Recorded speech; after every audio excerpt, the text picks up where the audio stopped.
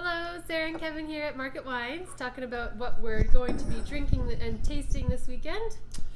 So I'm a little confused, but I think I know where you're going with this. Usually we kind of start out this way. Yeah, like you're getting creative. I like it. So we got a couple of Rhone-ish wines over here, and then some kind of higher end Rhone wines over here. So I'm thinking that you were probably featuring the Marcoux wines, but wanted to put something on there that like everybody could maybe afford. Is that something that I can afford? Yeah, you know.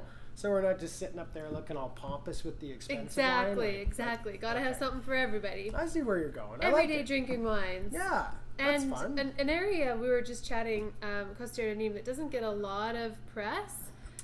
Really. No one's really heard of it. It's in the southern part of the Rhone Valley, right before you hit the Languedoc in the Mediterranean. Right, it's right on the border of the Languedoc and the Rhone, right? So if it's in the Rhone, it's like, it's more expensive and it's more prestigious. If it's in the Languedoc, that's an area that's been known more for like inexpensive wines, like large volume, big producers. So if you ask them, they'll tell you they're in the Rhone. But if you look on the map, they're kind of right on the border, Yeah, right on the edge. But they do work with Rhone grape varieties. And actually, I think the most interesting thing about these two wines is the grape varieties they work with, right? Because they're maybe not so typical.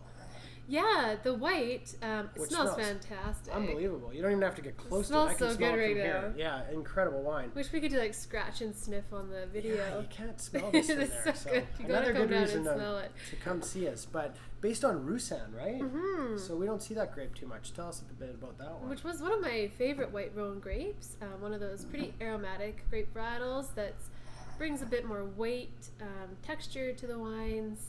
I love how peachy and sort of orchard fruit it smells. Like, takes me back to summer, which feels like a long time ago. Forever, really. Yeah. Roussanne is kind of, I always have trouble like differentiating it from Viognier, right? Like they're pretty similar grape varieties. They both have lots of texture. They're both low acid. They're both like really aromatic. And then to make it more complicated, this has a good whack of Viognier in there. So I never really know where the Roussanne stops and the Viognier starts. Yeah, kind of like the Rhone and the Languedoc. There you go. A little bit of white Grenache for that like pop of acidity, right? Mm-hmm. Which really brings this wine together. If you like white Chateauneuf de Pop, or you like bigger, richer wines without any oak on them, this is spectacular. What's this sell for? $21.95. So crazy good deal for this. Yeah. I mean, I don't think I could find another white wine in the store that has this much expression to it. Totally. So much personality. You're going to either love this wine or just hate this wine because it is so expressive. You're either going to like these flavors or not. Yeah, it's not wimpy or timid. Like, it's really intense. Lets you know it's there. But I think that's perfect. That's what you want in a white for fall or winter. So something a bit heavier. A little more textural, a little more rich, but tons of flavor. Food combos, so many things, right?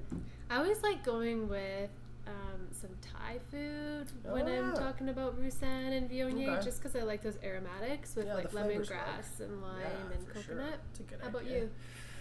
Yeah, I'm more like, I don't know, the Southern Rhone dishes. Like, I think this is great with like salmon or roast chicken. Like, I'm a pretty basic guy, right? Like meat and potatoes kind of stuff. I can't say that. Yeah, come on. So it's a really versatile food wine for a wine that doesn't have a ton of acidity, right? It just seems to work with a lot of different stuff. So anyway, fantastic value and a real character wine.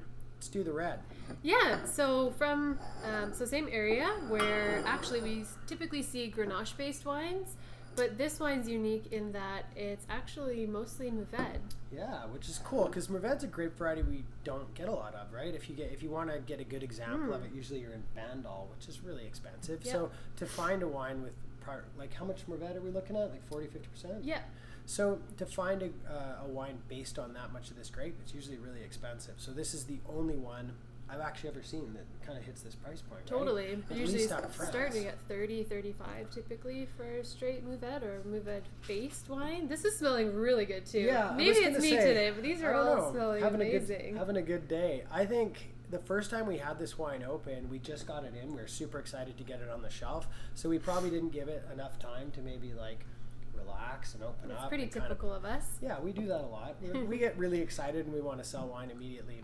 But this is smelling and tasting way better than the last time I tried it. This is so much more expressive.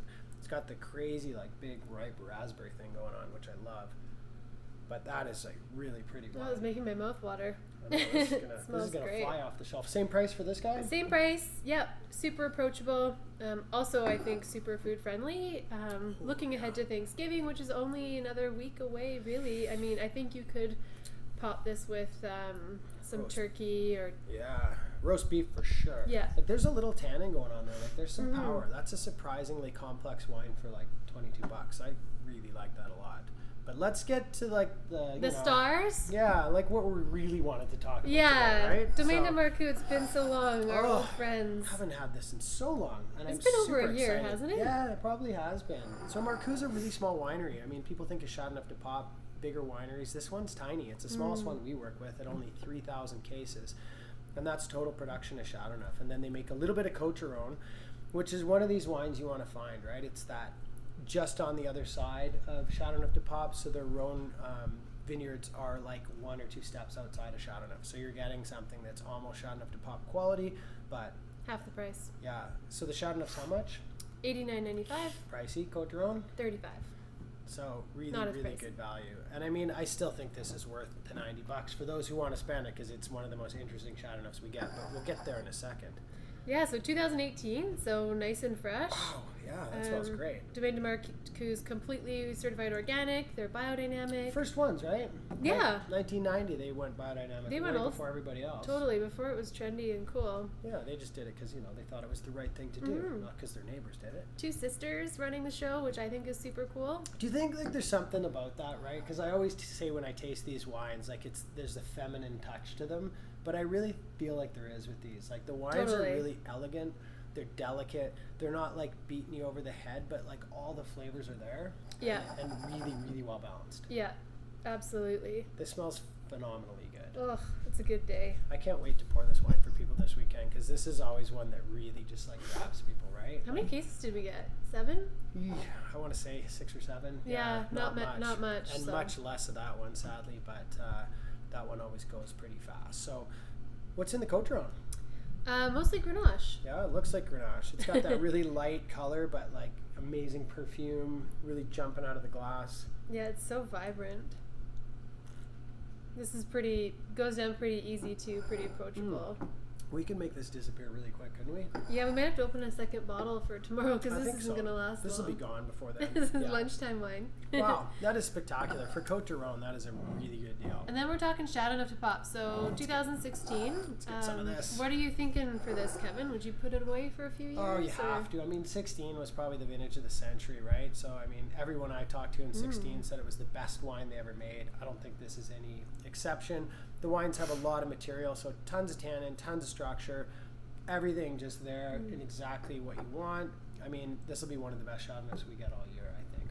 But what do we get, like 36 bottles? Yeah, not enough. They so don't make come much down of this this weekend. guy, so come down and try it, though. Even if you don't want to buy it, come down and try it. 'Cause Yeah, it really is, absolutely. I think, one of the most phenomenal wines we get from the Southern Rhone. I'm going to be drinking it for the rest of the day, I think. Yeah. Smelling incredible. Awesome. Well, super excited to be featuring Domaine de Marcoux and Chateau L'Hermitage this weekend. Come down and try them. And a little bit of everything this weekend, so come on down and get a taste. Thanks. These all